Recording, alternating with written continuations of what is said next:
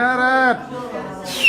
everybody, the panel's now started. You're free to chat in the background if you want. Just heads up, that's my New York taxi cab whistle. Still only got one of those. My years at the East Village. Alright, you might get two. We'll see. I hate to be the school teacher.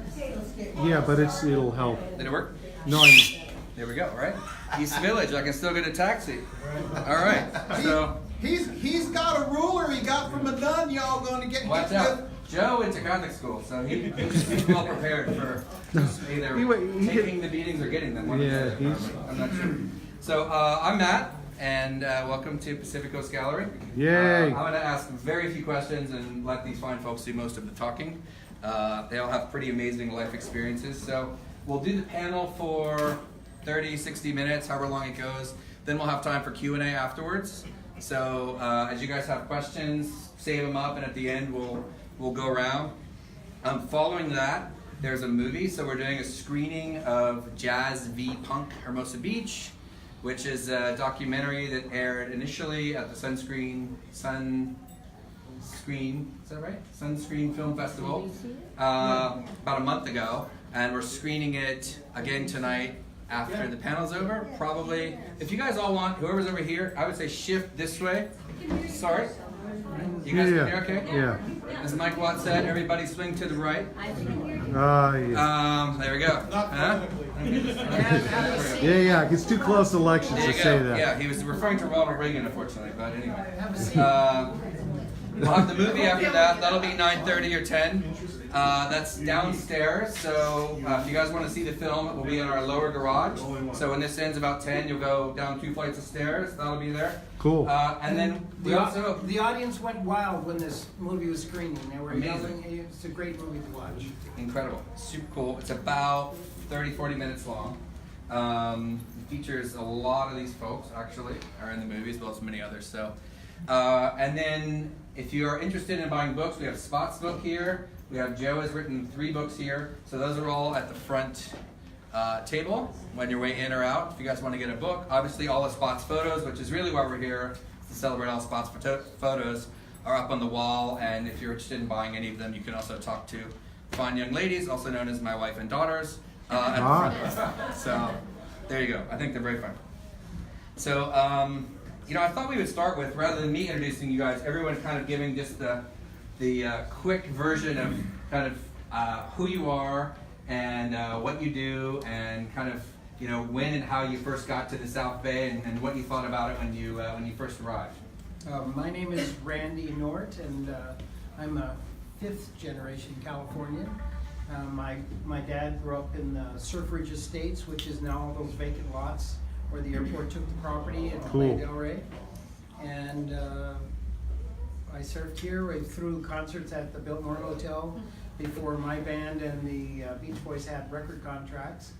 And our band, the Bel Airs, released Mr. Moto, and then we split and became the Challengers and released an album called Surf Beat, which sold about 200,000 copies in the first 2 months, and launched a genre which we now call surf music.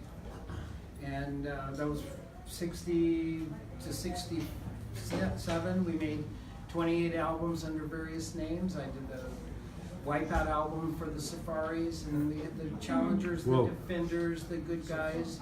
We ran out of names, so we recorded as the Cliches.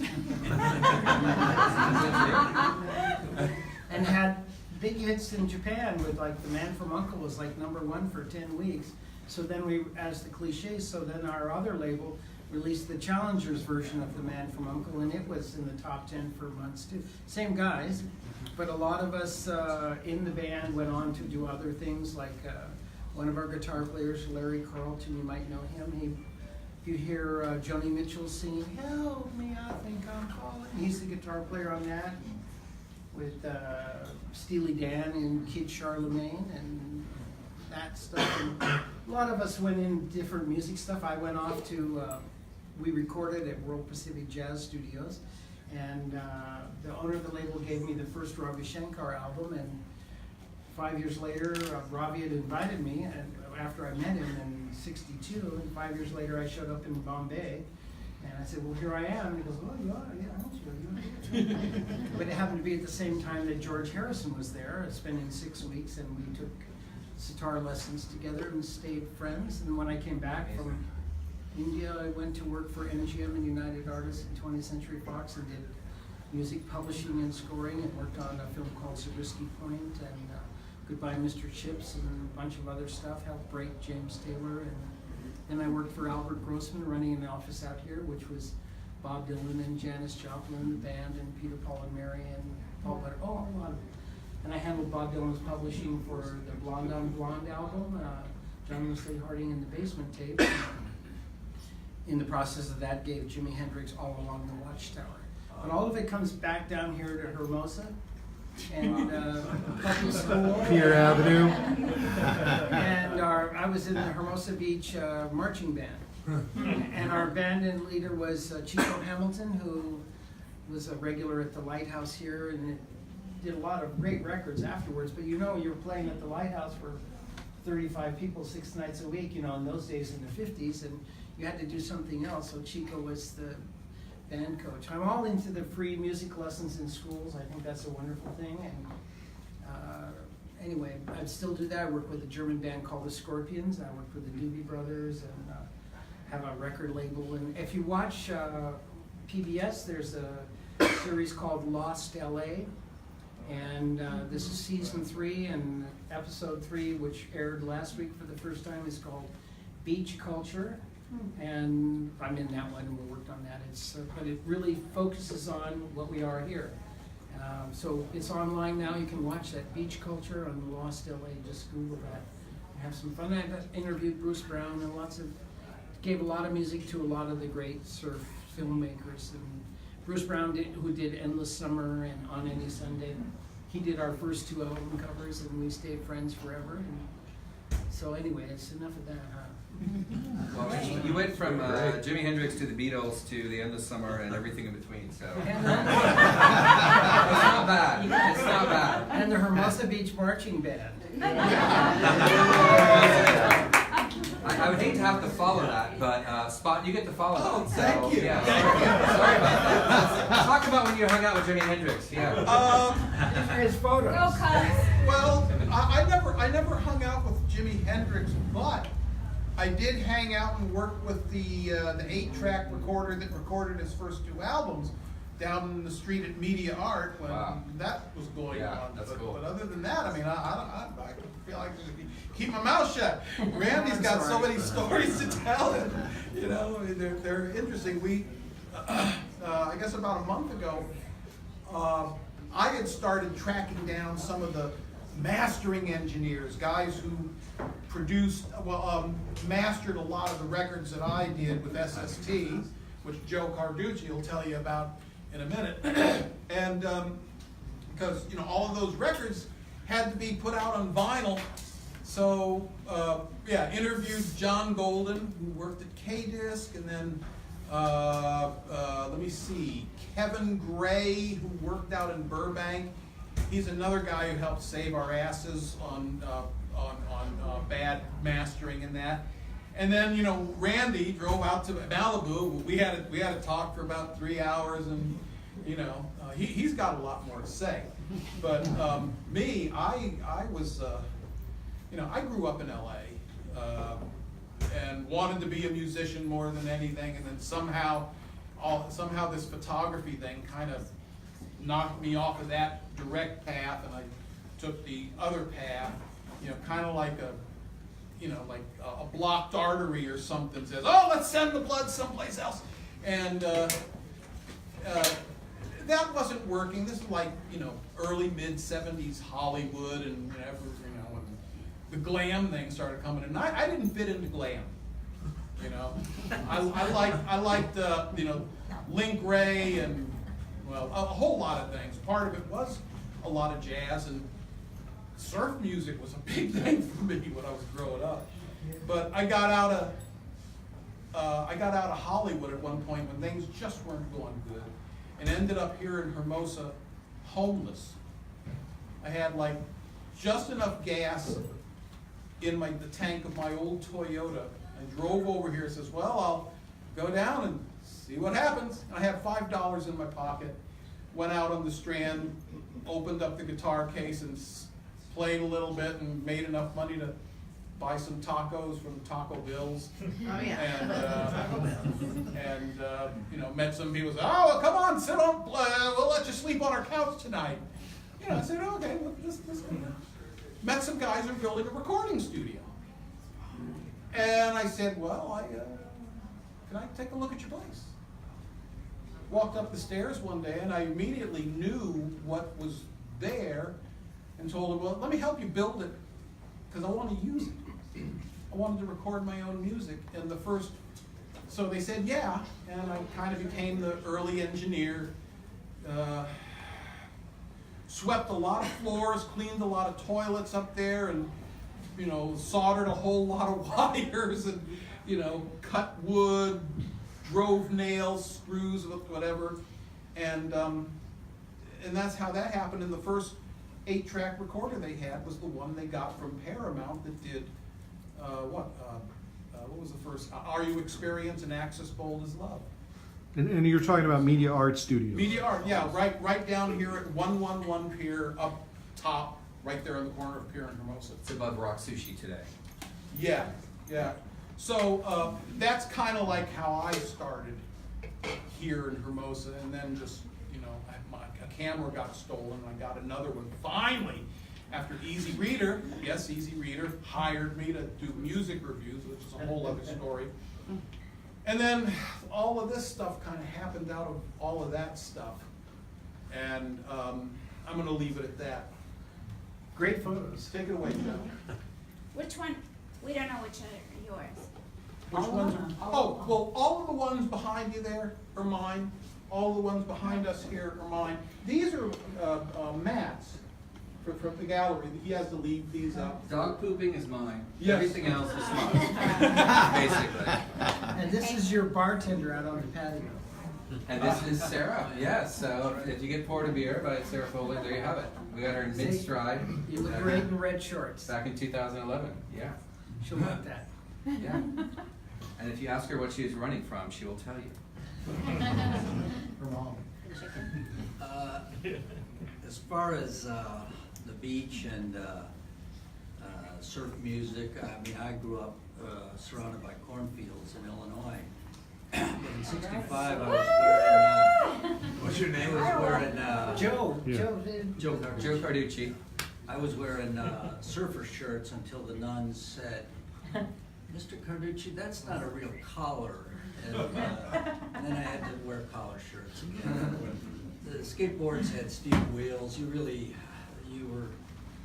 That was a little too scary and dangerous. So I came out west in '76 and was in Hollywood for a year. And that was pretty scary too. It was cheap living, but I moved to Portland and got into the record business, independent distribution, and wrote for the Black Flag Nervous Breakdown single in '79 when I saw a Slash magazine advertisement for it. We would write for a sample and then buy based on how good it was. We moved to Berkeley and the record didn't reach us immediately. Later that year, I saw Black Flag and Des, your son, was singing in those years, and it was worth it. They were the best band, and I saw them at kind of the lowest rent dormitory off the University of Berkeley campus. Flipper opened for them, and it was very low ceiling, very low stage. I mean, it was hard to see over the bodies. It was like everyone was radiant, and it was a sweatbox. It was an amazing show. And because Black Flag began to tour, first up and down the West Coast and later around the country, we were selling their records really well, and they were sort of taken over for the stuff we had been known for, which was English imports like Joy Division or Young Marble Giants and whatnot. and stuff like the Avengers and DOA, and again, Black Flag toured. And so when I saw them in Chicago in summer '81, Des was still singing, but they were bringing Henry Rollins back to LA to take over vocals and finish the Damaged album. And I went up to Greg and said, if you guys need someone to run your office while you're touring, I'm interested in coming back to LA. And the police had just run them out of Torrance. So he said, well, we don't have an office. And I said, well, you know, that sounds good. And when I got down, they were behind Unicorn in West Hollywood, finishing up the Damaged album. And West Hollywood was, you know, we were right by the Tropicana, and so there were rock and rollers in the cafe, Duke's, and random people would ask you, are you Jack Nicholson? Because people are looking for stars. Right. Yes, I am. Out of all of this, it seemed to me to be pretty grimy Hollywood. There'd be tourists wandering around like they were in Oz. And eventually the band split with the Unicorn label and moved back down to Redondo Beach, where they had a storage room. So we made that SST up in North Redondo on near Artesia. And but then that's when I felt like I was where Black Flag came from. You know, we could walk to the beach, we could, it was cooler, you know, you could sense the not just the freedom, but the, just, it was nicer. The air was cleaner, the sun was out, and then I felt like, oh, this is, you know, I was studying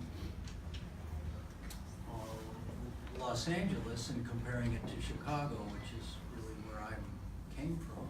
And I knew that city, and they're so different.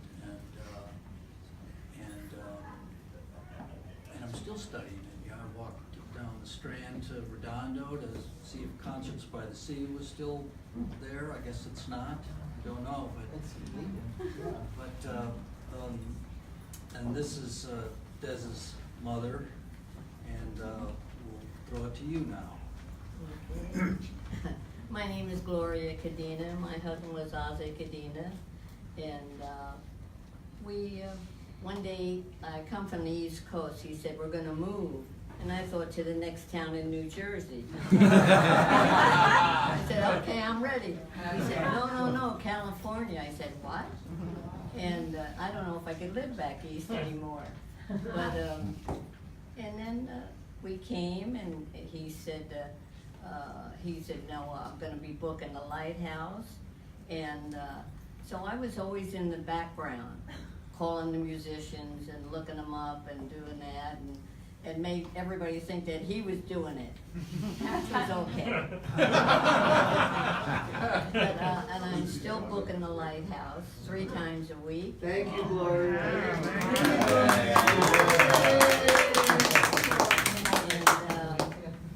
And I'll continue to do it as long as I can.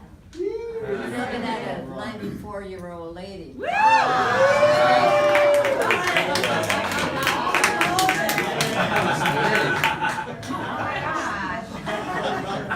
And what was your impression? What was your impression of Hermosa Beach when you first got here? I mean, it's quite different from life in New Jersey, It's obviously. quite different, yeah. What did you think? I liked it, you know. You had the beach and you had the lighthouse, and it was really, really great. And like I say, I don't know if I could live back east anymore. You know, I've been here too long anyway. But, and I just feel this is my home now. Yes. Next. Well, and we've done the circle, so we may do this kind of chronologically, and then we'll start meandering. But Randy, I think you kind of grew up here. You were here in the, Yeah. you know, I won't say when you were born, but you were 1945. 1945. So The you had year of the atomic bomb. Really? Well, there you have it. But you had a childhood, you're fifth generation California, childhood in the South Bay. I mean, we chatted the other day, and you know, your life story is amazing. But you know, I think it started with beyond the music. You have stories about being an early surfer. You told me your first skateboard was a 2x4, I think, with roller skates, metal roller skates. I would just love for you to kind of take us back to, you know, we'll start at the 50s and then we'll work our way back up to SST Records. But maybe, you know, you can help us understand life in the South Bay, you know, music, surfing, skating, the whole thing.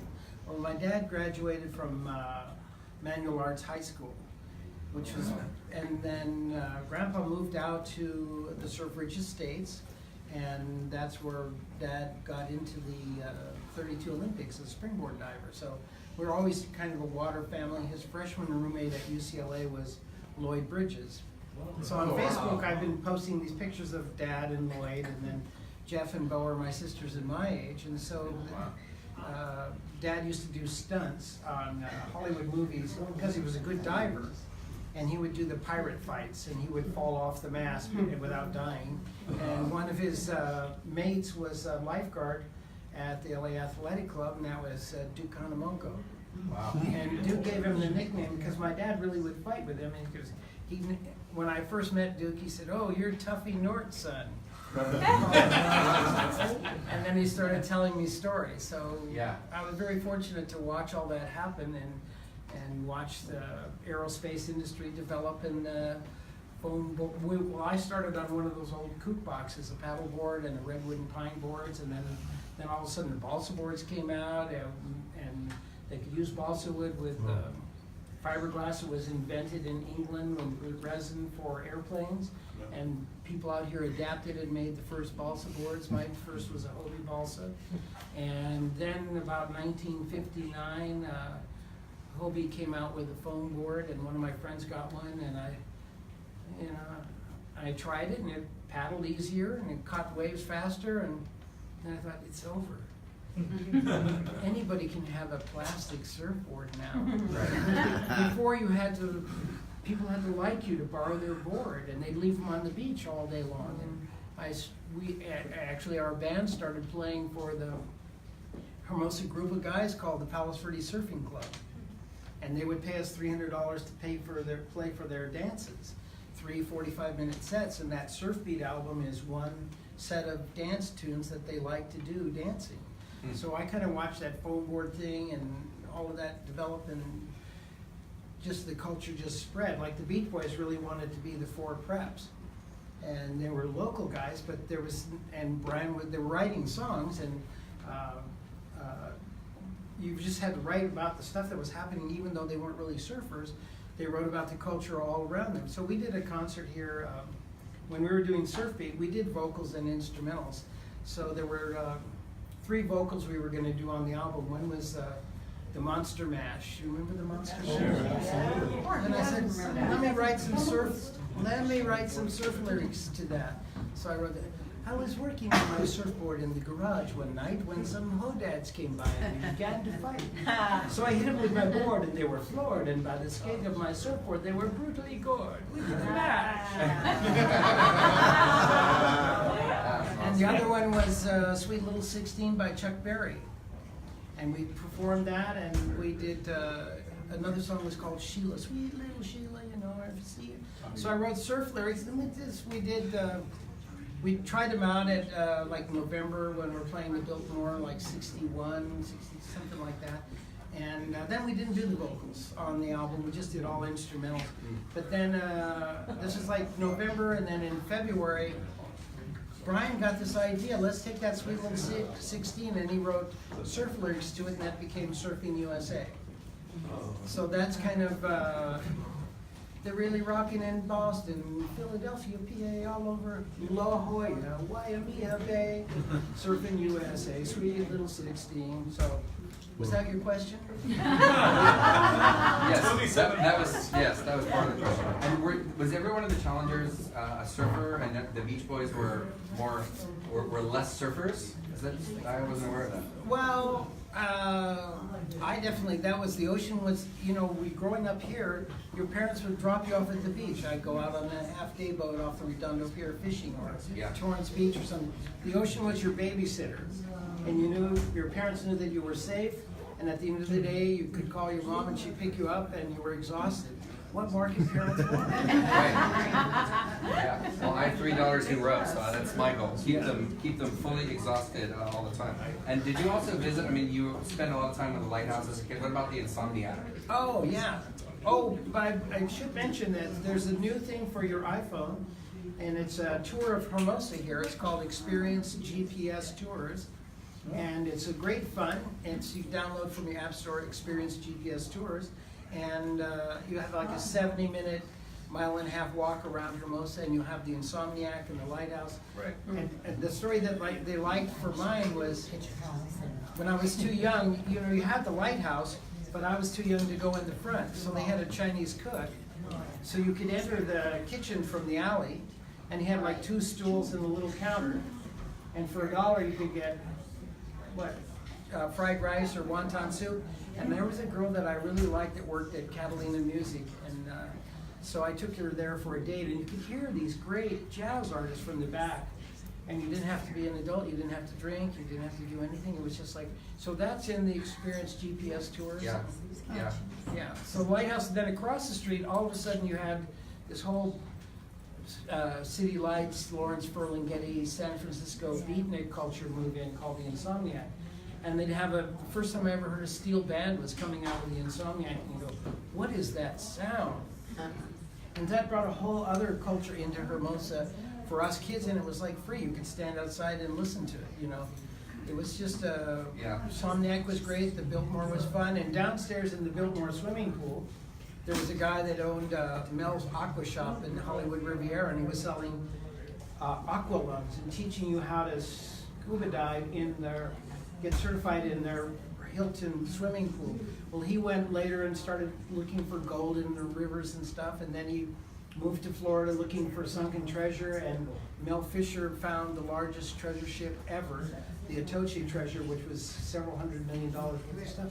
But right here from this town, was that what your question was? Yeah. A lot of people have, you can hear about the history of the Lighthouse, and you can actually walk in there and see it. Yeah. And I think the history of the Insomniac is a little bit hidden because my understanding from some of the mayors at the time was that the city wanted the Insomniac gone. Yeah. And not only did they get it closed, but they then bulldozed the building. And it's now air. It's a walkway.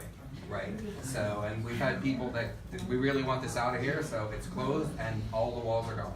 Yeah. Right. And it's now the pathway between the pier going to the parking lot. Boy, they didn't know what they did they? It's just it's a crime to think about. I mean, we've had people come in here say, yeah, I used to go by there when I was a kid, and my mom said, when you ride your bike by the Insomniac, you just keep going and you don't stop and you don't look at those people. And it's kind of charming to think of the kind of beat culture as being something dangerous. Yeah, it was so powerful. A friend of mine I met who moved from Lakewood to Palos Verdes, who was 9th grader at Greaser, and new kid, and I said, man, will you teach me how to toe shine shoes? That's spit shine shoes. He had pulled his hair back with LB pomade, pulled it into a waterfall, and had khaki pants, slit, metal flake shirt. And he looked at me and goes, what do you do for me, man? I had to trade for the secret SA Vato Mojo. What do I? I'll teach you how to surf. He goes, okay. So he taught me how to toe shine shoes, and I taught him how to surf.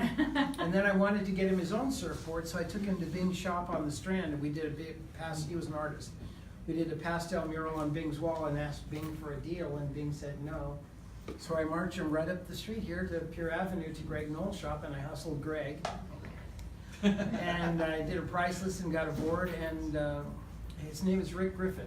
Oh, if you know that name. And we did a lot of stuff. I hustled Greg for a lot of stuff over the years. Then there was no high school in PV, so we were going to Narbonne High School, and John Severson showed one of his movies, Surf Fever, at school.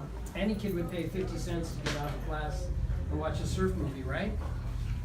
So afterwards, I took down a 3-ring binder notebook of a story we were working on and showed it to Severson, and he sort of liked it, and about a year later, he started this magazine called Surfer Magazine. And he asked Rick to redraw the adventures of Murphy in the surf contest. And so surfers probably know Murphy, it's a great character. Well, anyway, cut to the chase a little bit more, we're having success as a band in a year or two, and we are playing San Francisco, and I sensed something was going on there, so when I got back, I loaded Griffin into my 56 VW and drove him up to San Francisco and introduced him to Wes Wilson, who was the first poster artist up there, and then Rick later moved up there and became one of the big 5 poster artists. He did the logo for Rolling Stone magazine. He did the Grateful Dead cover, Aowaxo, Moaxawa, and a lot of Grateful Dead covers, a lot of San Francisco posters, Hendrix with the eyeball and that kind of stuff. So, what was the question? That was more than enough. That's fantastic. Yeah, the question is just, your life is so interesting. Why can my life not be as interesting as your life? That's the question. I just want to hear all your stories. One thing is that you know, people start wondering. Okay, we're talking about surf music and jazz, and you know, and then me, I surface up in that old punk rock stuff. But back when I was about 65. When I was learning to play guitar, I was taking these lessons from a guitarist who just didn't really give me anything that I could work with. And after 6 months, I started going home, and I put on my record player, you know, one you open up and you just sit right next to it, and I loved surf music so much, I put on the Challenger's K39 album. And that was the first time I learned how to play anything, because I would just sit there with my guitar and just, rather than mess with chords, I learned what a bass line was. And I learned how to play a bass line from this guy's band. That's how I got in the band. They didn't have a bass player. Yeah. You gotta be in the band. And they said, well, we got 2 guitar players, Right. but if you learn how to play bass guitar, Yeah. we can use you. Yeah, and then from there, I figured, you know, I understood, this is the 1/5. And then started figuring out some other stuff, and to where I could play those rock and roll chords, and I was like, oh, now I know how to play guitar. And then got a set of drums. But, you know, but I always, something about surf music, you know, the instrumental thing, it just always reminded me of jazz. You know, my parents were big jazz fans, and they played jazz all the time at the house. And, you know, so we've both had this, you know, the Lighthouse being something that down here, that's where the jazz happens. And it brought these world-class artists, you know, Miles Davis, Charlie Mingus, everybody that you think of in jazz would play the Lighthouse, Right. and you could hear them for free if you were a kid. And it had to have some sort of root, you know, this is a possibility. If you've never seen it, never heard it, you wouldn't know, but once it's there and it's like, Sure. it opens you up. What I want to know is Gloria. Ozzie, you had Ozzie, and then there was Dez. And, you know, Dez, you know, was raised on jazz too, and then he got in, and then he went off into the rock and roll, you know, the curveball. Right. How did that happen? It happened. That was it. You know, and but he had the jazz background. Mm-hmm. Yeah. That was one of the great things I loved about Dez, was that, Yeah. you know, I sensed that in him, that he just wasn't a, you know, It wasn't limited. Jazz is very open and expressive. yeah, and he understood what it meant to have a beat sensibility, and he had great rhythm in Black Flag. Yeah. When my husband heard he was going to join, you know, a rock band or whatever, he said, "What are you doing?" And Mom said, "Do what you want to do." You know, and they travel all over, and but he had a good background. Mm-hmm. Yeah. Yeah, and that's important. Is Des named after Paul Desmond? Yeah, how'd you know? Yeah. Someone said. Oh, yeah. So Yeah, you and I did. Ozzie knew Paul Desmond? and Oh, was a friend definitely, and, yeah. Yeah, when Paul didn't have any work at all, and we got him some work here. Oh, yeah. There were just a few clubs in the whole United States where jazz musicians could work. Yeah. And the Lighthouse Was one. that managed to survive over the decades, Oh, and you yeah. could work there and make money, and as a musician, you need that. Yeah. Casual gigs. Now, did Ozzie eventually warm up to Des being in a punk band, or how long was his Yeah, initial my resistance? husband, a little bit, but I said, do what you wanna do. As long as you keep yourself healthy and you love what you're doing, and that's it. That's it, but he had a good background. You know. Yeah. But my husband said, well, what are you doing? And- Mom knows better. Right. Did you guys have a sense that Black Flag was not a typical? I mean, I would say amongst the punk bands in that era, they were, you know, a very well known. Oh, yeah. Their music was better. They were more popular. Oh, yeah. They toured a lot. They worked harder. They recorded a lot. Did you guys have that sense of kind of how they fit in the overall world of punk music? My Or husband, yeah, he said, you know, and most of those guys, they were good musicians, but they never had money, they had nothing to eat. My husband used to say, can we feed them? Can we let them sleep in the living room? Where I said, yeah, go ahead. But you know what, they never forgot it. right? Yeah. That's the classic musician's joke, is a guy with $5,000 worth of equipment loads it into a $500 car to play a $20 job. That's it. You got it. I love it. Well, You know- we used to, or it really was Greg and Chuck would encourage Mike Watt to ask Ozzie to produce a Minutemen record. Oh, yeah. And that made Mike really nervous and embarrassed, and he never would call. Oh. Des would tell him, call, Sure. but that never got done. No, you know, one of the biggest lessons I learned in recording, I learned from Ozzie. Yeah. There was, back in the 70s, 76, 77, Uh-huh. there was, what was it, the Hennessy's. And every Sunday, the Bobby White Jazz Band Exactly. would play there in the afternoons. And that was kind of like the Sunday watering hole for skaters and whatever. You know, we go in on their skates and drink and listen to the band. Well, they, at one point, Ozzie was recording a live album of theirs on a 4-track. You know, he said he needed to borrow some piece of equipment from our studio. Yeah. So here we got this. You know, I went down and watched it, and I was like, this is before I got involved in punk rock, but I was you know, getting good at recording and thinking, oh yeah, well, I'm learning how to do this, and oh, make it feel really good, yeah, reverb, blah, blah, blah. And I offered to Ozzie, hey, mind if I mix it for you? And he said, well, sure, go ahead. Handed me the tape and got the machine in there. And I set it up one night. The band was there, and I was like, I was so taken with myself that like, oh yeah, I can do this. You know, I can get all this stuff set up. And as I worked on it and worked on it and worked on it, I wasn't getting anywhere. The band was like, and finally I made some mixes that when Ozzie comes up the next day, he said, well, let's hear what you got. So I played it, and he said, you missed it by a mile. Let me have this thing. I appreciate you putting the effort into this, but you know, he told me this is wrong, this is wrong, and this is wrong, and this is wrong. And basically, what I learned from the guy was don't mess with a good thing. You know, just get a good recording. That's it. And make it musical. Don't worry if it sounds perfect. Yeah. And that was like, it was one of the biggest lessons I ever learned from Mr. Cadena.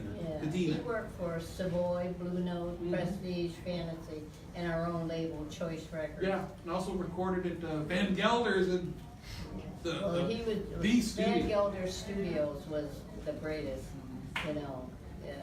He was very, the studio was clean and you couldn't go in there if you smoked pot or anything like that, you know, he'd throw you out. But, and everything was done there, yeah, which was good, You said choice was your own label, yeah. and that meant you were going to a pressing plant and arranging for distribution of Well, everything. my husband, yeah, Choice Records, yeah. He started his own record store here. Yes, Right. yeah, we had one back east also, yeah. That's where the Birkenstock thing is now, right? Yeah. Next to Barnacles. Okay. Be Oh, that yeah. Right. Right. I started working for a label called Tacoma Records. I don't know if you know it. Was a little folk label started by John Fahey and recorded Leo Kottke and stuff. And so in the '80s, I had a kind of a hiatus period after Janis Joplin died, and we did an album with a fellow named T-Bone Burnett. I don't know if you know that name. Yeah. And he did this, well, he's got more famous. He was in the Alpha Band then. And then he did like the soundtrack for Oh Brother, Where Art Thou by George Clooney. So he's a really great musician. So we had no money to do recordings. And so this goes right along with what you're doing in the jazz club. And so we did everything in a house with one microphone. And T-Bone said to all the other musicians, if you can't hear me singing, you're playing too loud. And what that meant was everybody had to listen to everybody else, because that's one of the great faults is drummers like to play drums, guitar players like to play guitar. Everybody's like pounding away and nobody's Yeah, listening. sure.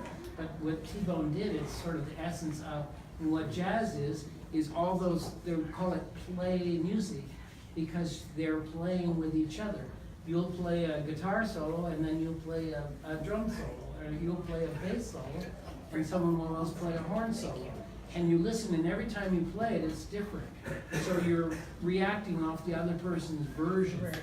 So the musicians that are listening to each other, those are the albums, the great albums like Why Jazz Work, because you couldn't overdub it. Our first album was done mono, and then they had a 2-track machine, so we did a stereo version of the same songs, because they sold, instead of $2.49, they sold for $3.49. But you had to do it all at once, and you had to listen to each other. Plus the fact that the jazz guys work 6 nights a week. And so you get your chops down, you really know your stuff. And you know what works in front of a live audience. That's true. And that's what worked with us. The songs that kids would dance to were the ones that we played. If kids weren't dancing, you were either playing the wrong song or you weren't playing it well enough. And so you learn from playing in clubs like the Lighthouse and places like that. You learn how to play music that worked. That's it. And record music by, anyway. Yeah. You get A+. Yes. So I have a meandering thought, having had random conversations with everyone here in the last days and weeks, and having seen the film that hopefully everyone's gonna watch after this, the Jazz v Punk. It's a Hermosa great Beach. movie. Great You gotta movie, watch it. and it looks at the thread between between the jazz music coming from the Lighthouse and the punk music, and tries to have a thesis. Is it connected, or are these two random things that just happen to have coexisted in a 1 square mile beach town? And thinking through some of the things that I've heard you guys say, I will throw out a few data points, and you guys, I'm just curious to know if you guys think these are in any way connected or if this is completely random, right? You talk about the Chico Hamilton being basically an elementary school, a professional, world-famous jazz musician, being effectively an elementary and middle school music instructor, right? So you end up with kids that know how to play, probably at a level beyond what normal middle school trombone players would know. You have the Lighthouse there, and you take someone like Raymond Pettibone, who is a jazz aficionado, who gets into jazz, who then gets into music, who then turns on his brother, Greg, into music, who then starts Panic and Black Flag, and then a lot of the music scene flourishes around there. Presumably, Greg had some music skills, perhaps through the public schooling system here, that came back to these amazing Lighthouse musicians. So I'm just wondering, between Lighthouse education, Lighthouse love of jazz, and how the love of jazz became a love of music, which then infected people, and in just the right moment in 1976, it turned into punk music. If that's all kind of the same fertile pool, the primordial ooze of Hermosa Beach that turned in from jazz to punk music. Do you think those things are connected? Oh, well, of course. I mean, I know that, you know, I mean, I grew up on, oh gosh, I mean, with me it was like hearing post-war radio broadcasts of big bands, you know, off a tube radio, you know, and that was, I'd go to bed to that. That would be the last thing my parents would let me, you know, experience, is something like, whoa, wow, you know, and you know, in the late 50s and going in, well, I don't know, I guess I didn't really turn on to the first era of rock and roll so much. Didn't really know much about Elvis. It was just a name that I knew, but it was like in the early 60s where suddenly all this pop music didn't really have a name other than they called it rock and roll, and it was just all kinds of stuff. And you know, one of the things that you know, hey, you'd hear you know, Take 5, and that was a hit. And you know, then Louis Armstrong put out his Hello Dolly, and I knew who Louis Armstrong was because my parents used to play that. So I said, hey, this is cool. He knocked the Beatles off the mountain, man. Cool. But there was so much stuff that was not categorized, you know, and I didn't care if it was country. You know, I thought Johnny Cash was great, but I mean, there was a connection for me where I just didn't look at anything as one thing or another thing or another thing, and but that jazz that I used to listen to my parents listen to all the time was one thing that really worked down on the ground floor of everything that, you know, I got involved with. Jazz is possibilities, and the fun part about jazz is you're playing maybe a song you played a million times, you love it, and then you play something different by mistake, or just it comes out. It's like a writer writing something you've never heard before, and you're just playing it, and you go, wow, that's the jizz. That's where the word jazz comes from. It's something. Jizz. It's something. Yeah, sorry, don't tell my mom. Is that true? Yeah, but you can't say that. But well, let me. Speaking about that, so let's go to 1963. You want to hear Chuck Berry's story? Yay! I think so. Yeah. Okay. So I washed cars and mowed lawns to get my bass, and joined the band. Showed up at the Torrance Armory and paid my $1 to get in, and stood in front of the guys in the band until they said, "Okay, plug in there." And then we recorded a song called Mr. Moto, and we had some success, and all of a sudden we're getting radio play, we're working places. So we end up at the Hollywood Palladium in Easter week for the KHA Teenage Fair Dance Festival, and we're backstage, and here's this guy, Chuck Berry, and I kind of, you know, I knew the name, but I didn't know all the songs he'd written, and I was not a very good bass player, you know, and he doesn't have a band. He's shortly got out of prison for being black, right? And he shows up there, and he needs a band, so the guitar players were pretty good, so they said they'd do it, the drummer said they'd do it, and I'm just like, I'm not that good, you know, I don't know what to do. And I said, are the songs hard? He said, oh, they're not hard. I said, will you turn around and tell me what key they're in before you start? Oh, I'll do that. And then some girl from a high school paper, I think she was a high school paper, she said, what do you think about the Beatles and the Rolling Stones recording your songs? And he goes, oh, I don't know who those English boys are, but I sure am glad they're doing my music. So the Beatles were not on Capitol yet. They were on VJ, the largest black-owned record label in America. So we go out there on the stage, and our two guitar players are afraid Chuck's gonna blow up their amplifier. So up in the balcony is our friend Leo Fender, who'd been helping us build gear and stuff so we could fill these rooms. They used to have a 24-piece dance band, and we had to fill them with 5. And so they borrow one of Leo's new things, the Fender Showman amp, and we bring it down, we put it on the stage next to our riser. And Chuck plugs his guitar into it, and he hears his guitar, and he goes, turns around and blows his amplifier a kiss. Wow. And from that day until he passed away, his promoter's contract always said, the promoter must provide a Fender Showman amp. So I've told this story, people I think sort of glaze over, and then some of this fellow Dominic Priori who wrote a book called Riot on Sunset Strip. He said, oh, I got a picture of you and Chuck at the Palladium that day, and he said, but it's not very good. And I said, well, what's the matter with it? He said, well, it's just you and Chuck. Oh, okay. So I had to buy the $32 book, and I looked at there I am, you know, there's me just having it. Anyway, so Chuck never turned around, never told me which key the songs were in. Right. But from the moment he took off, I never needed to know anything more. And we finished that set, and it was one of those jazz kind of epiphanies, and you go, oh, that's what rock and roll is.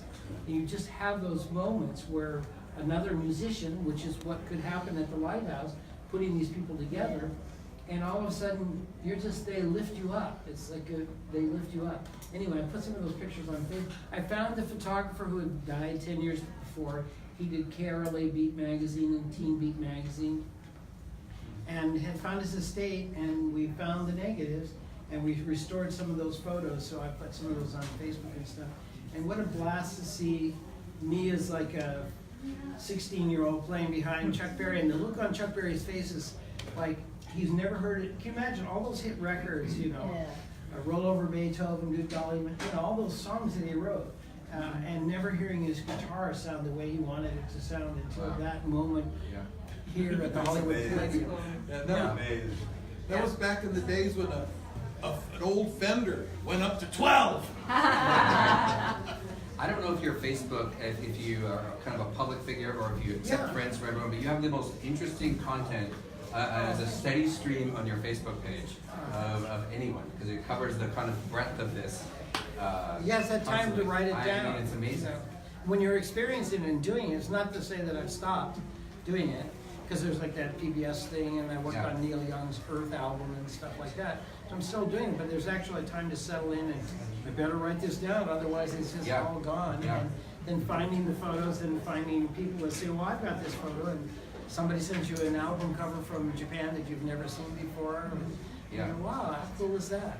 It's fascinating. Facebook is a wonderful medium for sharing. So I'm only allowed 5,000 friends, but you know, last month they told me I had 910,000 likes or something like that. Wow. So people get to see it. Are you at like 4,990 friends? Yeah. You're kind of at the threshold. Every once in a while I have to go in and kill somebody. I put you in there. I know. I won't feel tell very you who had privileged to now. die. No, but thank you. So Spot, I have a kind of a photographic question, since we're really here surrounded by your photography. And you know, people sometimes, I mean, sitting in here for the last month and observing the citizenry of LA come in and enjoy your work. Some people come in on a mission from God looking for, you know, like show me Greg Ginn in 1978, you know, recording whatever, right? I wanted to see early Black Flag.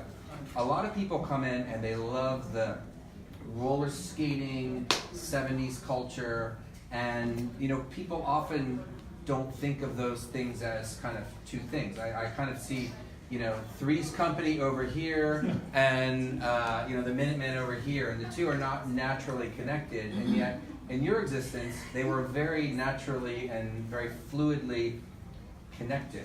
And I think it's so interesting, because I cannot imagine in that day there were many people like you who lived so fluidly between, you know, basically all of the cool stuff that was happening all at the same time, and what seemed to me looking back like kind of probably different factions and different camps at the beach. Is that true? And how did you kind of live in all of these worlds? Well, I just it was just what I saw at the time that I saw it. You know, there would be some things that would work out in my life, and then there would be things that wouldn't work out in my life, and I always went for something that works out, something that gives me something to do. And you know, actually one of the best things that ever happened to me after I got my first apartment and didn't really know anybody or know what to do, or you know, I was just this nerd who, you know, I'm just sitting around my apartment watching TV. And one of the best things that happened to me was the night that the television died. And I'm like, whoa, what am I going to do now? And that night, after about 5 minutes of panic, I said, wait a minute. I've been collecting all these magazines that I haven't read. I've got some iced tea in the kitchen. Oh, okay. And I got these good headphones that I bought. So I turned on the old, I forgot what, one of the early FM rock stations, KPBC, when it was really good. KPBC was in Yeah. the basement of the Pasadena Presbyterian Church. They were great. And I remember taking the Vault Records, our label, the son of the distributor that recorded the first Challengers album. We had these two English guys come over when the test pressing of their new album. So Stan Lork, who Jack, his partner, ended up owning Prestige and Milestone and Fantasy Records. I got the guitar player to go to Pasadena to the basement of the Presbyterian Church, and he got the singer. So I got Jimmy Page, and he had Robert Plant.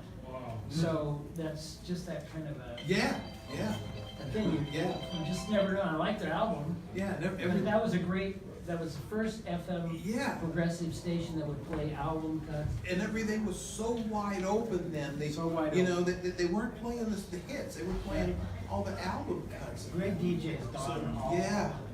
So I mean that night I just like turned one on, put the headphones on, pulled out one of the magazines, got that iced tea, and I had a joint.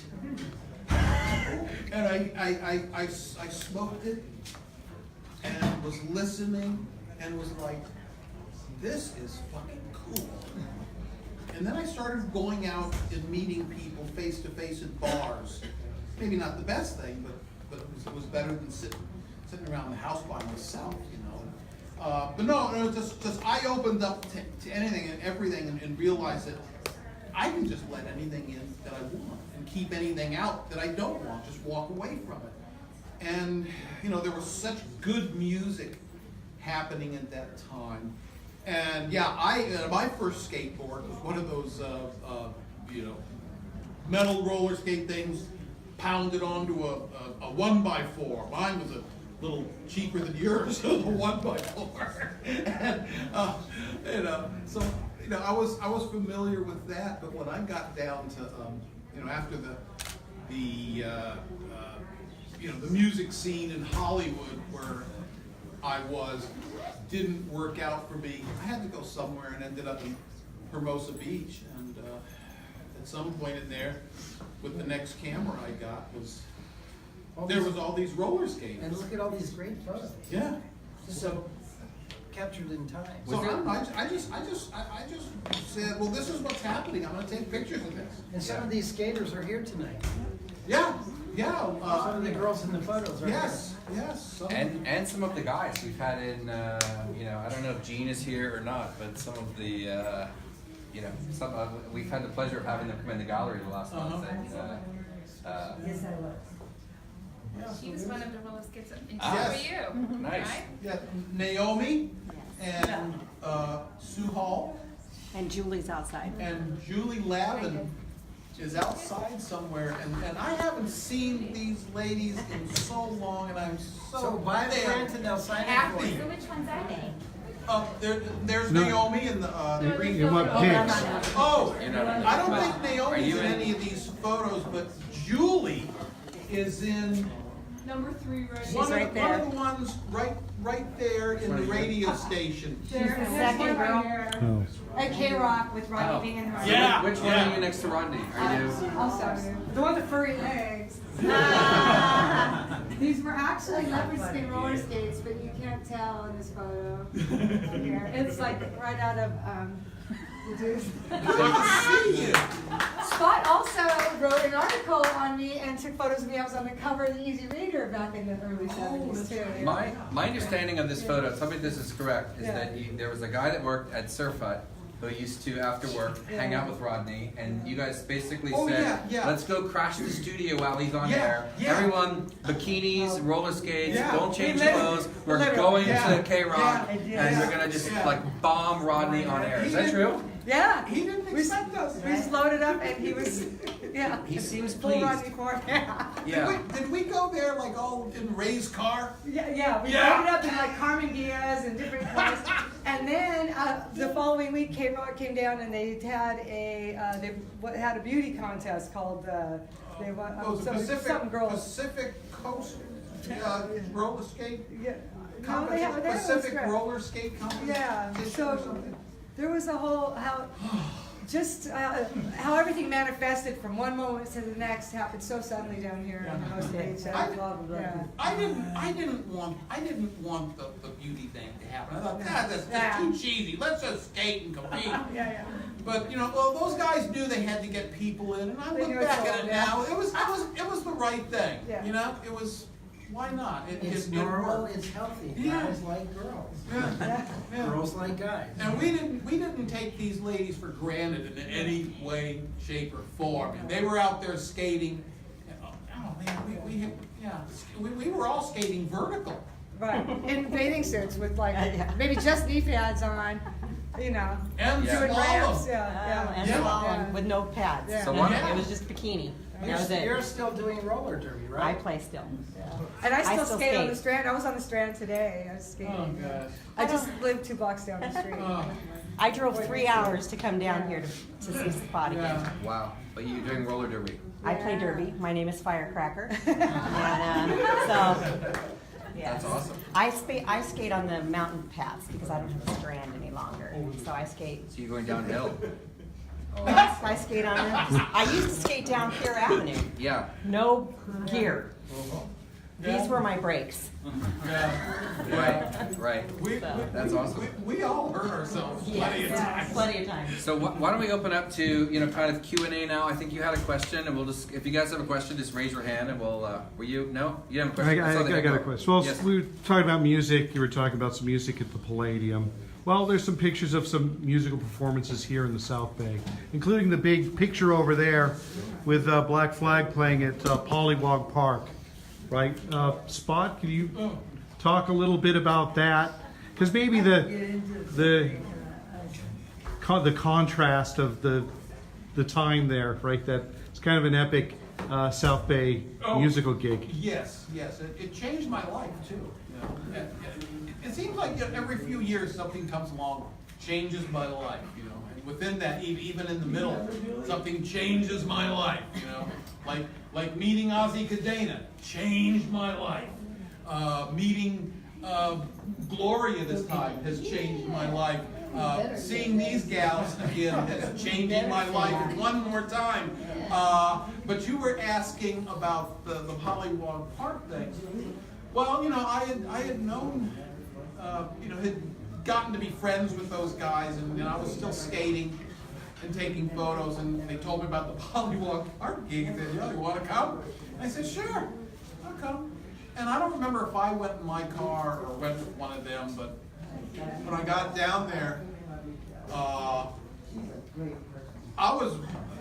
had no idea what was really going to happen. I mean, I had sat in with the band once in the wormhole down on the Strand, playing bass. But I knew that there was something going on, and when they got up and played, I mean, just all hell broke loose. It was a Shakespearean moment. Catharsis. Yeah. Did I say Shakespearean? It's okay. I mean, it's cathartic. It was, yes, it was, yeah, because it was, they got up and started tossing around all this aggression and whatever, and everyone was there to see them. They were going nuts and started throwing beer cans back and forth, and the families were out there, oh my God, what is happening? And so they were afraid their kids were going to, I mean, they were, they were grabbing their kids and pulling them and saying, leave the cooler, let's get out of here. And, what is it, Rick had to, who was started the show, he had to stop things. And there's that great tape of him talking to the audience and you know, so he had to protect his job.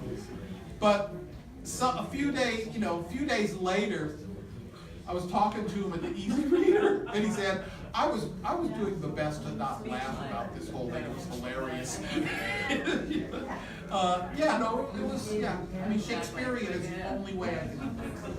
Because it wasn't, there were the jazz music was able to kind of skate through Hermosa, right? I assume the musicians could kind of come in and do their gigs and split town. And also like the surf music, I mean, it's like a perfect fit.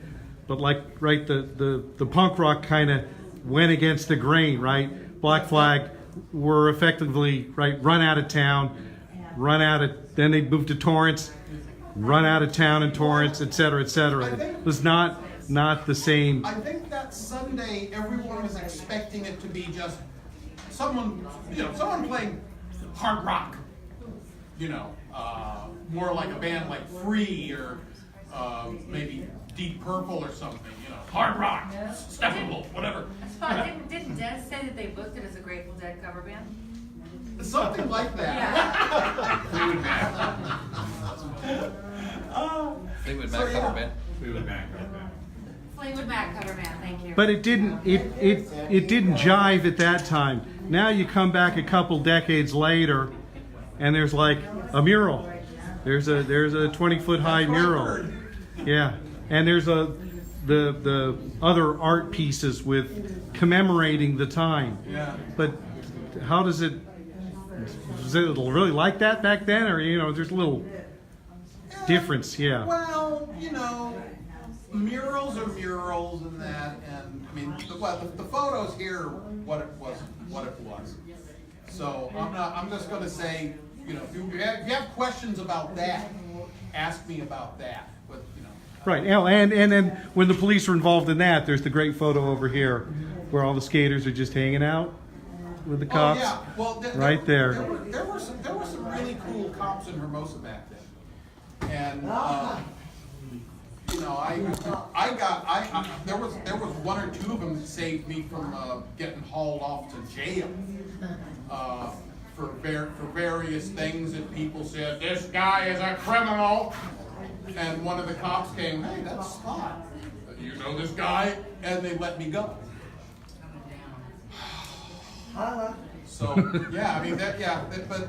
What is the photo in your book of the cop giving the girl a ticket on the skateboard? Was that a ticket for skateboarding? Yes, for skateboarding in the street. It was in Redondo. Some guys had built a ramp. Quarter pipe. Their driveway. Yeah. And the only way to get to that ramp, you had to come down the street, turn in the driveway, and get up the ramp. So you had to start at the end of the corner. And that cop came by one day when we were all out there, and her name was Lori. He was like, okay, you're skating in the street, I gotta write you up a ticket. And she tried to keep him from writing it up, and he wrote it up. And he was the cop who came along when these cops, I was driving a car that wasn't, a friend's car that wasn't registered for an errand. And it was like, oh gosh, I'm in a lot of trouble. Because they pulled their guns on me and everything. Wow. Yeah. But then he just happened to come along on his motorcycle and said, that's Spot, isn't it? Isn't it? And they're like, yeah. So, yeah, he saved me from going to jail. Yeah. Wow. Because you were skateboarding. Yeah. Yeah. Instead of stolen car, which was okay. Yeah. Any other? Yeah. So can you share with us a little bit about the beginnings of the Bel Airs? It's my understanding, like around '61, that was the beginning of surf music. You had Paul Johnson, Eddie Bertrand. What were you guys' influence? What were you thinking, and why did you call it surf music? But it wasn't really called surf music. It was just dance music and instrumental stuff. Let's look at Mr. Moto. It's like a D chord, and you make it into a minor and diminished, and then it went for a little while, and then Richard Delvey said, well, here's this song called Hot Rod Lincoln, you know, they go diddle diddle diddle diddle diddle diddle diddle. Why don't you add that to it? And it sort of came together like that. And Richard Delby moved out from Connecticut, and he was the drummer and sort of the leader of the band, and Chaz Stewart lived in Portuguese band, he was the sax player. Jimmy Roberts, I always kid Jimmy, we played the Balboa Island 25th anniversary parade this last June, and Jimmy said to me, he said, you know, I've been playing casuals for 58 years, and he's raised 5 kids and grandkids and all. Jimmy quit the band, performing live, to take a steady job playing in the skating rink, ice skating rink on Western. I said, Jimmy, because it was 7 days a week, or 6 days a week, as opposed to weekends like us. So you're just kind of playing songs that you like to play together and your friends like to dance to. So that's what it was, and it didn't really get called surf music until much later. Part of it was playing for the Palos Verdes Surf Club. Those were the guys that started that surf club. I have pictures of them here in Hermosa in the 40s down here, and it was that surf, people liked the dance music we played, so they'd hire us to play that surf club dance music. And then surf beat came out, and it wasn't R&B, it wasn't jazz, it wasn't folk, it wasn't spoken word. And it's called surf beat. What do we call it? It sold like 200,000 copies, which is huge. So it's surf music, and that's the way it sort of came about. But it was something that was happening up and down the coast. We had groups in Morro Bay and other groups who were just playing instrumental, like Link Ray tunes, like Rumble, blam, blam, blam, open, E, the first power chords of all time that led to heavy metal and all that stuff. It's just stuff you could figure it out, and because we were here and the name and what we did, that's how the term came about. Does that answer your question? Yeah, thank you. Okay. Wow. I've been thinking about it for a while. Yeah. Anybody else have want to know about spending time with the Beatles in India? We've got a lot of territory. I'd like to know about sleeping at the floor in SST. That kind of, you know, I read Indra Naomi, which is a book that Joe wrote. It has copies for sale outside, and I asked Spot about that. I said, well, were you guys living in SST? Spot's like, yeah, we were living in it. What? Like, who was living there? Everybody. And then it's like one room. Yep, basically one room, and we were all living there. Like, that just sounds insane. It was the storage place where they had tucked all of Greg's electronic stuff, and my stuff went in there when I moved down, because like I said, we were first in West Hollywood, but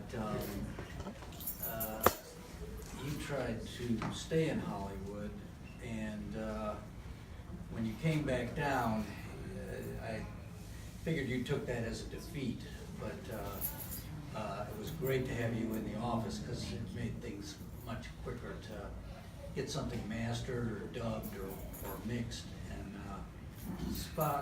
Mugger built you a perch. Did you guys mention my name? Oh, no. Oh, no? Not yet.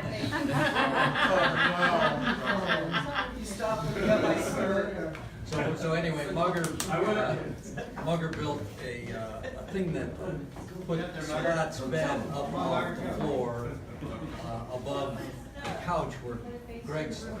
And Henry walked in and he looked at all of this work that Mugger did for Spot, and he felt insulted because he was sleeping on the cement at that point. But eventually he had nicer digs than anybody. He had a girlfriend with a house. But we had one room with a bathroom, and Girlfriend with a house. What was that? yeah. And, so he didn't complain much, but And Des was living at home at the Yeah, time. I Des- think that's the key. Is Yeah. basically be from Hermosa Beach, so you don't have to be. You can actually live at mom's house still. that was Well, Torrance. Yeah, but Some people to move into. Greg was from Hermosa too, but he was right. He was living at SST. He didn't. Right.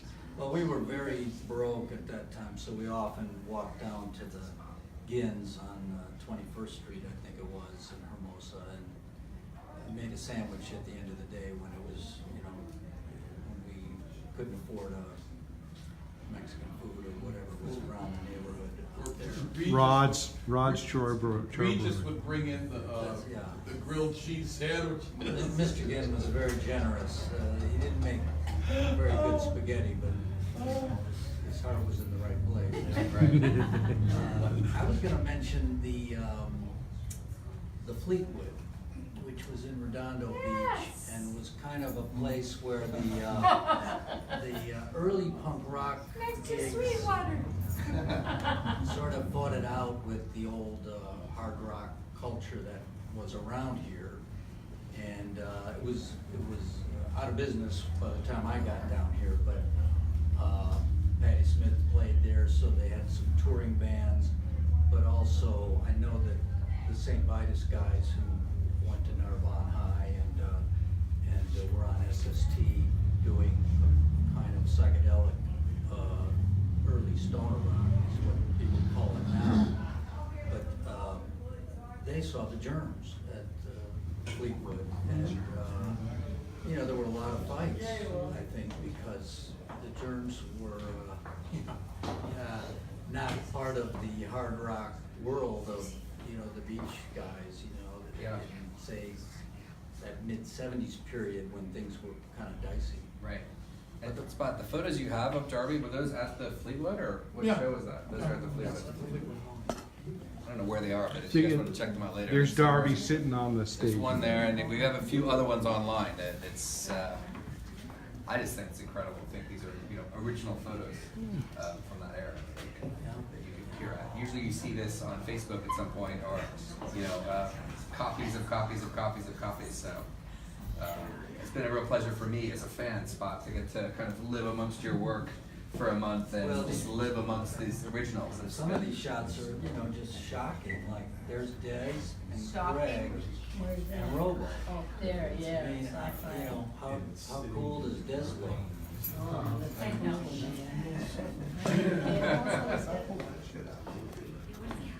Oh, yeah. Anyone have any other, go through, yeah. Any other? I kind of have a question about like the current state of music in Hermosa Beach. We have so much music history here. As a person that didn't grow up here, you know, moving here and thinking, oh, this is where all this stuff happened. But I think it's interesting. It seems like there's the history that is documented, and then there's the history that was really happening with all this stuff. And I feel like that's sort of happening now with like the current city council not wanting to go forward with the Hermosa Beach concerts on the beach and things like that. Do any of you have any thoughts on like the future of music in Hermosa, and you know how they maybe want to preserve what's happened but also keep it going? Well, I can't really answer that because I really don't. Oh my God, you guys leaving? Make friends with your council members. They're all people that are elected. Sue all is in the house. Okay. You know, like you mentioned the mural. It's like the current city council seems to be doing a lot of stuff to squash live music and live performances of all kinds in bars around Hermosa Beach, and yet you put up a mural. Why? You know. I haven't even seen the mural, and it's one of those things I honestly don't really care about. I mean, I know what. You don't care why? Because it's somebody's idea of what maybe it was like if you paint it the right way. Yeah. And, you know, I mean, what I've got up there is stuff that really happened. And you know, there's so much stuff that really happened.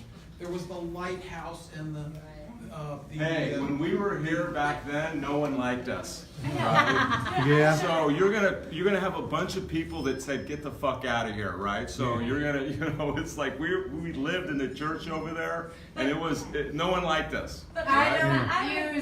I don't use harsh words. Oh, sorry. Hello, no. Sorry. But hello, I feel what he feels. But I have an opinion on this. Can I say something real quick? I feel like because we're honoring the old jazz, the punk scene from that era, even though y'all, weren't appreciated at that time, we're honoring it now. We're trying to acknowledge the fact that there was a moment in time that was significant, that meant something to a lot of fucking people. And even though we didn't realize, maybe people didn't realize it at the time, they realize it now. And it sucks that they didn't realize it then, but at least they're realizing it now. So to me, the current music scene needs to look at that. And that includes the city councilmen and the people that live here and all the people that are like, oh, down on live music and all that stuff. They need to look at that and say, this is a moment in time too. Look at our current climate in this world. The music that's gonna come out of right here and right now is gonna be significant. Bottom line, no doubt about it. Maybe celebrating. Well, there's one other piece to that, though, as far as the current music scene. Last Saturday, there was a festival in Huntington Beach. Social Distortion, Suicidal Tendencies, right? A lot of the contemporaries at that time. Yeah, who used to play in backyards, but they played on the beach in Huntington Beach. I think there were a 2-day affair, 18,000 people, no issues, right? You didn't see anything in the news. So arguably, why couldn't that happen here? Now I know English Beat, I think, played on the pier this year. I don't know if anybody went. They did. So, but it would be, like, so that you don't sell yourself short, why not have gigs here too? I mean, festivals. So get to know your councilman. The music is going to be from the youth, not a bunch of old people like me, okay? Not from Hermosa Beach. I don't know, have you heard 1 Square Mile? It's pretty good. Yeah, there you go. Pretty good. All I can, okay. This is a really gentrified area though now. You know how much real estate is. Yeah. Most of the kids that grow up in this, in this town are kids of privilege. Yes. They have very regulated and dictated lives. I wish Robert Hecker was here since he teaches them at the middle school right here. Well, you see interviewed the film, and he had some interesting things to say I about can't that. wait to see it. I just wanted to say to you that myself, having done what I've done, based on a lot of what Randy and Gloria have represented in that, I can't speak for the current music because I really don't know what current music is, even on a national level now. So, all I can say is I know what happened then. It was great. It could happen again. I don't know how to say how it should happen or how it will happen. I just hope it does happen. Something that no one expects to happen suddenly is, whoa, getting everyone's attention. Yeah. So I think I'm saying I'm with you on what you're feeling, and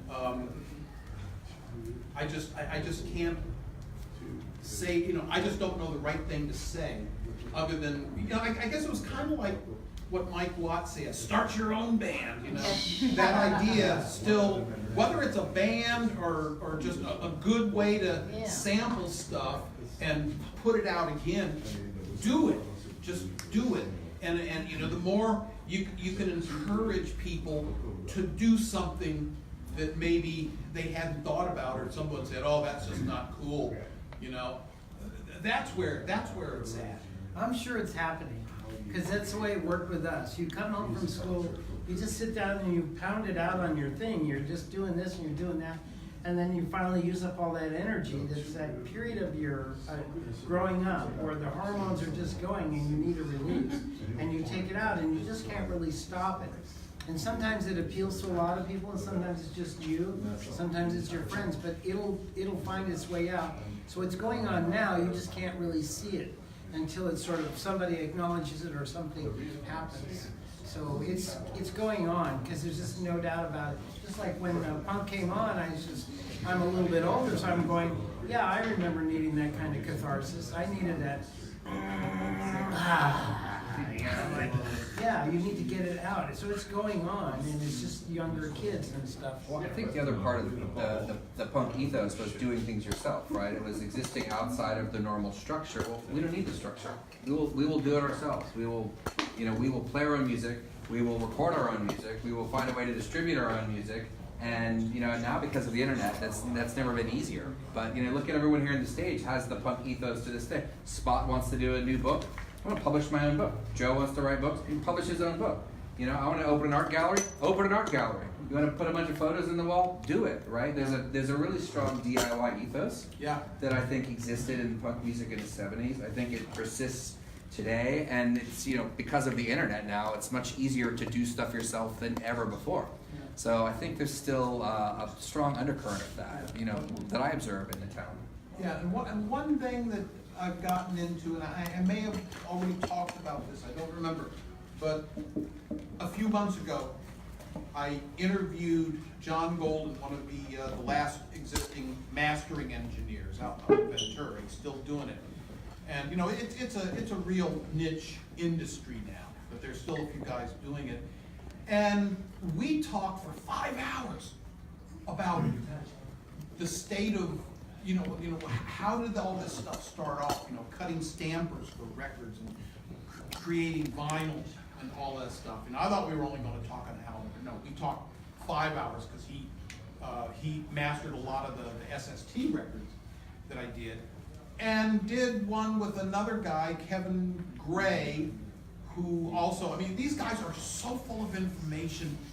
And John sent me this video of John Mullen, who was the guy who brought the first tape recorder into the country. The Germans invented it, used it in World War II for propaganda.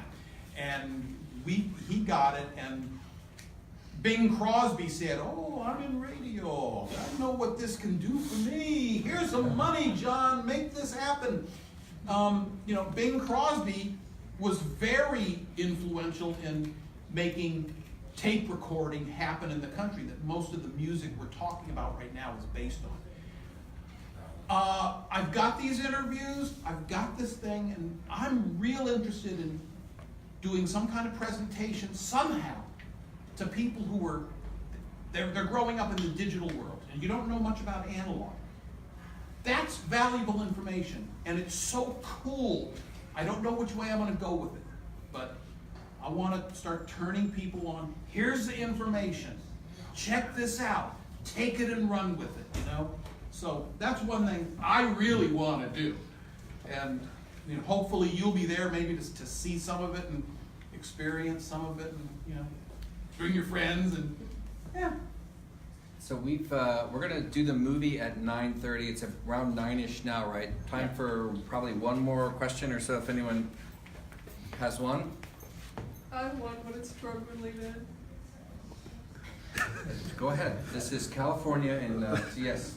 So you guys said SST a lot, which made me think of LSD. And I talked to several people during this era, and they're like, "Oh yeah, I did acid all the time, and Hermosa just like wasn't so nice." So like, is it true that Hermosa was kind of a town for druggies? When's the last time you did acid? Careful, it's her dad. That would be never. Yeah, that would be never. But you are unaware. So I don't know who's the best seated to answer. It's an interesting question. I'm a scale.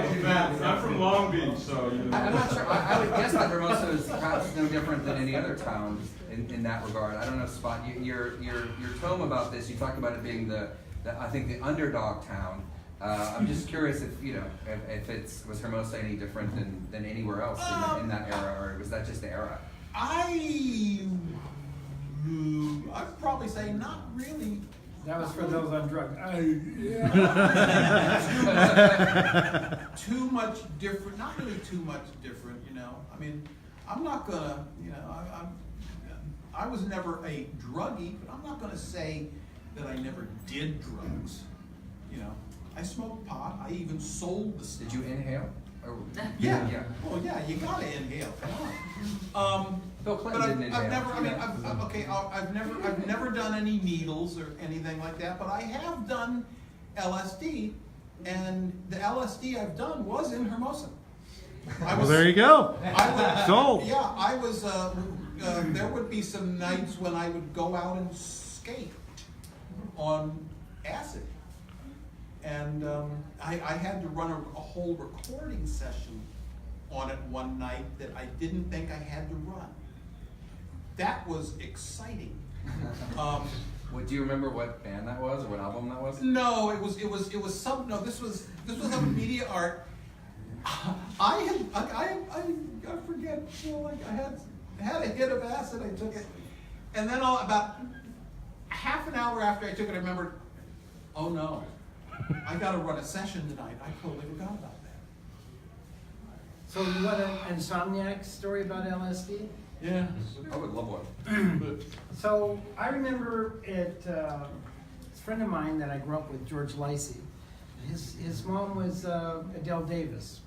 Adele Davis was one of the first great nutritionists. She wrote Vitality Through Planned Nutrition, Let's Eat Right to Keep Fit, writing in the 40s and the 50s. And she was one of those group of people with the Bertrand Russell and Aldous Huxley who participated in the UCLA program where it was legal and they were testing it out to see what it did. Well, George was a sandwich, her son made sandwiches at the Insomniac, so this is how we tie it together. And I remember at some point I was going off to go to India and I had this stuff called Familia and I wanted to be able to go off into the middle of nowhere. And I ended up going to Mesopotamia and into Tibet and all these, was Mother Teresa for 2 weeks in Calcutta. I said, I want to have this food that I just add water to and I can live. And so she said, I brought her the recipe and she lived in Palos Verdes. And she looked at my recipe and then she went out to the garage and had these big cardboard drums of calcium and magnesium and stuff. Dumped a bunch of that in my bag that I was going to carry with me on my backpack around the world. And then she said, you know, can you get me some LSD? And I said, this is my friend's mom, you know. I'm going, I don't know why people would ask me that. You know? I'm a designated driver for life. And so I said, well, why do you want to do that? And she said, well, I was in this UCLA program where it was legal and it was just the most wonderful thing. We'd take it and then we'd have this like really soft couch and we'd put blinders on and listen to music while it was taking effect. And I said, well, what music did you listen to? And she said, Montevani. I thought, I'm not getting LSD. Meanwhile, George is making sandwiches at the Insomniac. Right. But anyway, that was just but anyway, we've all known people, we've lost friends. I mean, I was working with Janis Joplin on her last album, and then it was like, well, what could you do? And it was like a train going by at 60 miles an hour. If you want to stop the train, you put your hand out, you're going to lose your arm. You're just sort of like, there's not much you can do. And always in groups there are people that never do any drugs, that don't need drugs, that don't feel the need to do it. And then there are the people that do it once and then their life is over and they ruin their families and everything else. So I don't think any of that is, you know, what happens to you, it's your unique thing. I wouldn't say you had to, although jazz had sort of a commitment of, in that 40s and 50s, a lot of those guys did heroin. It was part of the jazz commitment. And then there's the alcohol music, and then there's the pot music, and then there's the Grateful Dead acid music. There's all kinds of music that are associated with drugs, but I don't think you ever had to do it to make it. Right. You know, I'm just throwing that out there. But we got an Insomniac story, didn't we? I love it. Well, so I want to give a round of applause for everyone here. Thank you so much. This was awesome. Thank you very much. I really enjoyed it. Hey, and thank you for putting this on. It's right. It's a big investment to make all the prints and make the space happen. So thank you. We got to respect the Pacific Coast Gallery. So the movie at 9:30, you guys can grab a beverage if you want, and then it's probably another 20 minutes or so. We're ready now. Yeah, so let's give everyone 20 minutes to mingle, and then you'll go down the stairs 2 flights. The movie will be 2 flights down in the lower garage. Yes, we have popcorn down there, but y'all grab a drink up here. Oh, okay. All right, thank you. Did I give you a